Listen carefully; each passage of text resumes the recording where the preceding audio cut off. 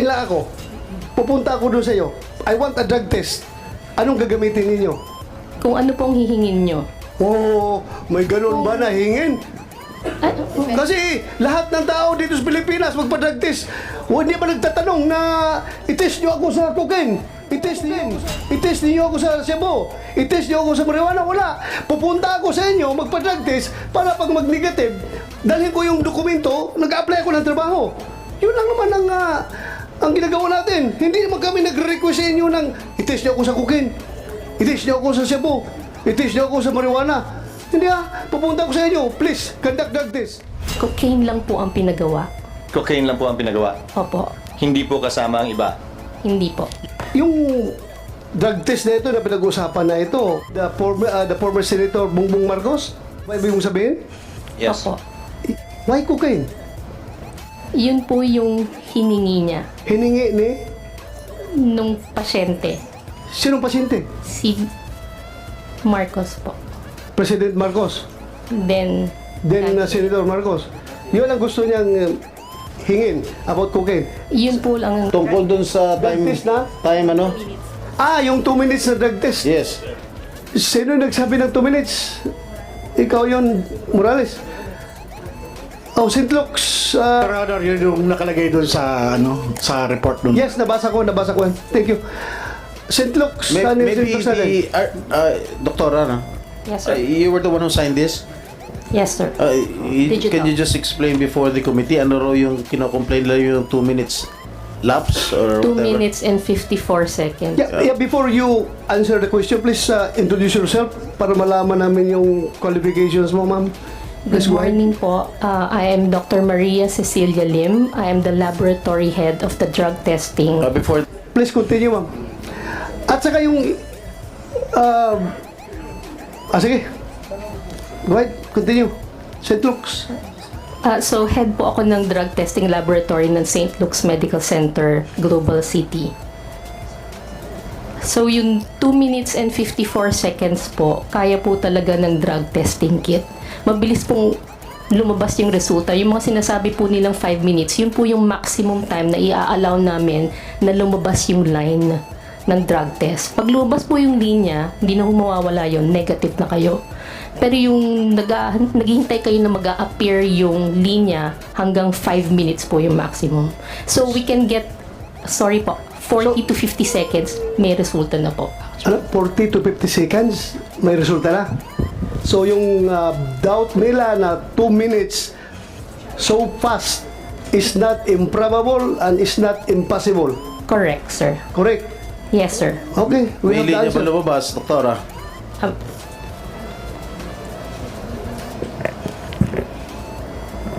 Good morning Please po. identify yourself. I'm Jereza Reyes, the drug analyst from St. Luke's Medical Center, Global City. So, as the analyst po, yes, may lumabas po na line. So, sa drug test kit po natin, meron dun yung control line at saka yung line for the drug analyte. So, dun po sa resulta, may lalabas po dapat siya talaga na line as negative. Negative. Yes. Negative. Yes po. Alright. Will that satisfy everything? Mr. Chairman. Yes, Mr. Chairman.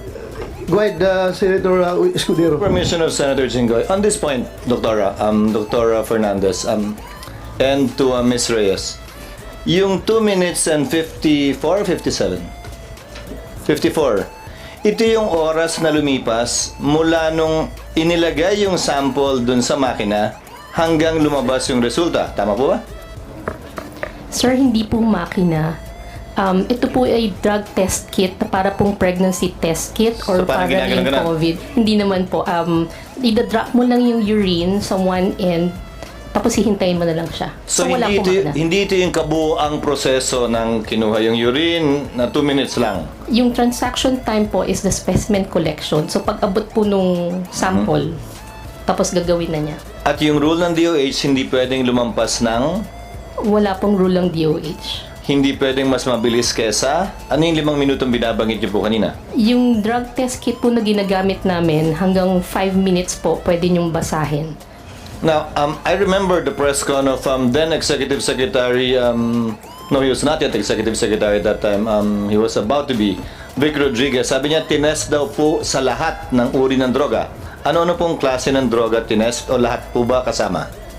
Kanino po? Kay Yung test po na ginawa ninyo, cocaine lang po ang pinagawa. cocaine lang po ang pinagawa. Opo. Hindi po kasama ang iba.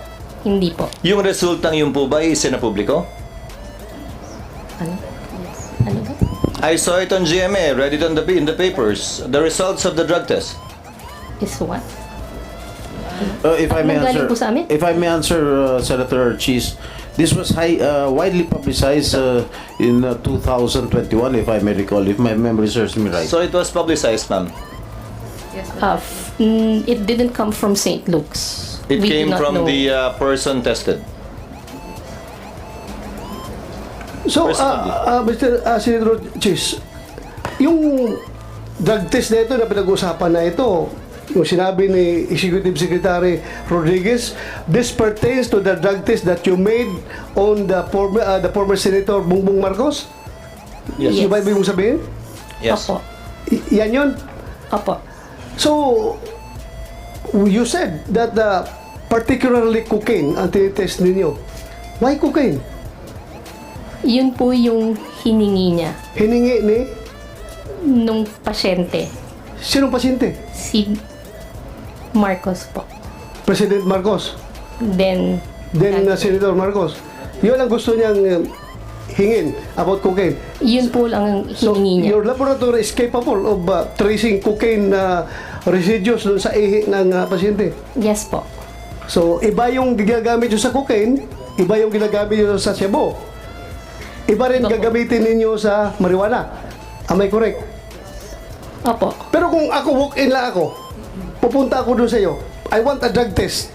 Anong gagamitin ninyo? Kung ano pong hihingin nyo.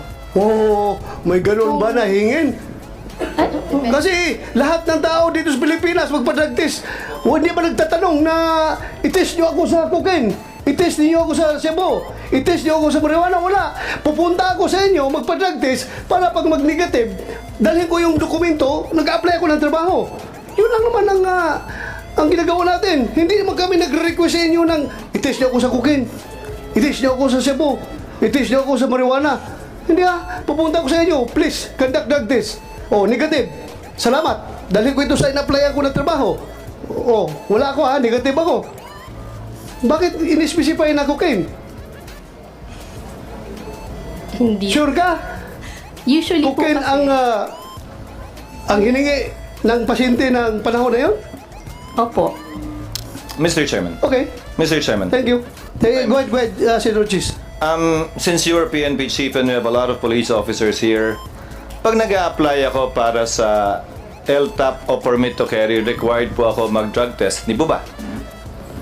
Yung drug test po na nire-require ninyo, yun po ba ay para sa lahat din ng uri ng droga?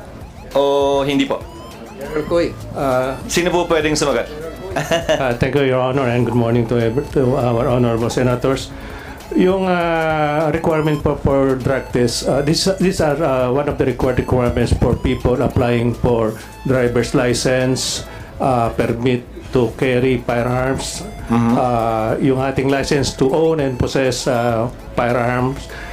Meron din pong required random testing for secondary and collegiate level student. Random testing. Ang tinatanong ko po yung nag-a-apply para sa permit to carry firearms? Yes, kailangan po yun. Kailangan po ng Lahat po ba ng droga tinetest? shabu and marijuana po ang Oh, edi pag nagko-cocaine ako, apply ako ng lisensya, pwede. maring makalusot po kasi po yun po yung yun po yung To emphasize with the chairman's point, See that? So, for license to carry firearm outside of residence, ang tinetest lang po ng PNP ay shabu at marijuana? yan po yung predominant. Yes or no, sir? Meaning, apparently there are different tests. Yes or no, sir? Recording in yes, Your Honor. progress. Number 2, drug test for driver's license. Ano lang po yung tinetest? Ganun din po. Your Honor, shabu lang. shabu and marijuana, for marijuana. And marijuana. So yan po yung nire-require ng gobyerno? Sa mga pagkakataong nire-require ang drug test? Yan, kasi po yan, iba-iba pong reagent na ginagamit dyan eh. At itong shabu and marijuana being the predominant drugs na ginagamit natin, yan po yung marami na tayong reagents. Sir, saan po nakasulat yan? Na shabu and marijuana lang ang test natin? Wala naman po, pero yan po yung practice na ginagamit natin. No, on the part of PIDEA and especially on the part of the Dangerous Drugs Board, you are the part, especially the DDB, which is policy making. I think this fell into the cracks. Sino nagde-determine yung bumibili ng testing kits? Where is the policy coming from? Bakit sino nag-decide at nagsabing marijuana lamang at shabu? Meron pong dalawang test na ginagawa eh, yung screening and yung confirmatory. Pag nag-positive po yung sa first screening, ito po yung isa subject for confirmatory at Sir, dito po malalaman. Sir, I agree, sir, but my question is, where is it written na pag drug test required by government, whether for driver's license or for permit to carry firearm outside of residence, you only test for these two prohibited drugs? San po nakasulat yon? Sino nagbaba ng polisiyang yon? Sino nagdesisyon po nun? O nagkataon lang? Nakasanayan lang? Wala pong ganung policy. Ganun lang, yan lang po yung ginagawa siguro po dahil sa additional expenses kung gagamit pa ng reagent. Pero yun nga po, doon sa secondary testing po, doon sa confirmatory testing, dito po malalaman kung anong drugs yung na-detect doon sa initial screening. Perhaps there is another gap the good chairman of the committee can look into, Mr. Chairman. Why is it that it's only only the tests for shabu and marijuana is being used? Because clearly shabu and marijuana would be called the poor man's addictive drug, while cocaine would be the richer man's addictive drug. So kahit pala sa testing, pinapaboran yung mayaman kumpara sa mahirap. Di ba dapat kung nagtitest tayo, gaya ng sinabi ni Senator Bato, lahat na. But the point I'm driving at, Mr. Chairman, is kung ang gobyerno namimili ng kung anong droga ang itetest, lalo naman siguro kung yung individual na magpapatest, kung anong babayaran niya. And I remember that time, I think this test was done in November, and issues were being raised with then candidate Bongbong Marcos that these issues were raised against him. That allegedly he was a cocaine user, and that's why at that time they conducted these tests to answer in light of the political perhaps weather at that time, the issues being raised against him. Although there is no legal requirement for a candidate to do a drug test, that was attempted at some point in time in our history to require a drug test, but the Supreme Court unfortunately struck it down as an additional requirement for elective office, which is not allowed under the Constitution. Unfortunately, sana nga ni-require yun, pero hindi. Sabi ng Korte Suprema, hindi pwede.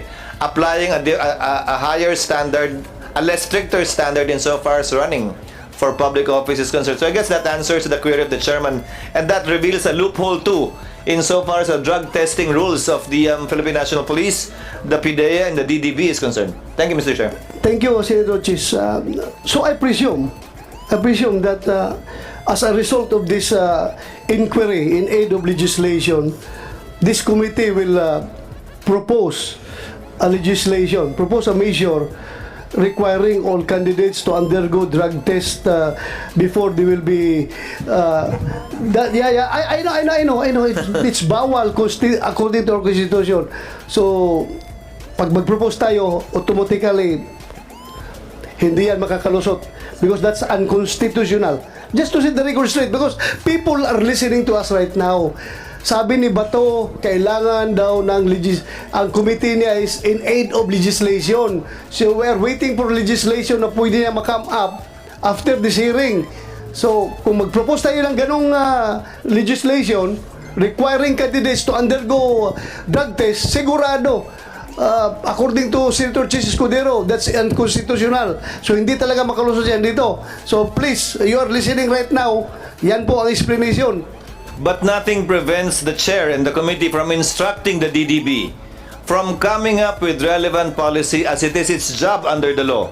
Yes. So far as the type of tests to be conducted whenever drug testing is required as the case may be, for the issuance of a driver's license or for the issuance of a permit to carry a firearm outside of residence or any other circumstance the Thank you. executive branch may necessitate. Thank you, Pati Your yung Honor. random drug test, nag-random drug test tayo sa Senado. I'm also curious, Recording in ano ba yung progress. tinetest sa random drug test? Baka naman pili lang din. So again, I urge the DDB, come up with policy guidelines with respect to these things. Required and random drug test. Alam mo mga yung- droga i-test natin. Alam mo yung random drug test, Mr. Chair, Senator Chis Escudero, lalo na sa PNP, nung panahon na bata pa kami, ang random drug test, mahal yan kasi. Nung panahon, magastos talaga yan. Magpa-drug test ka ng maraming tao. Ang ginagawa ng mga commander namin, pinipili lang yun. Random ko no ha. Pero pinipili yung mga mukhang adik na pulis. Ikaw. Mag-drug test ka.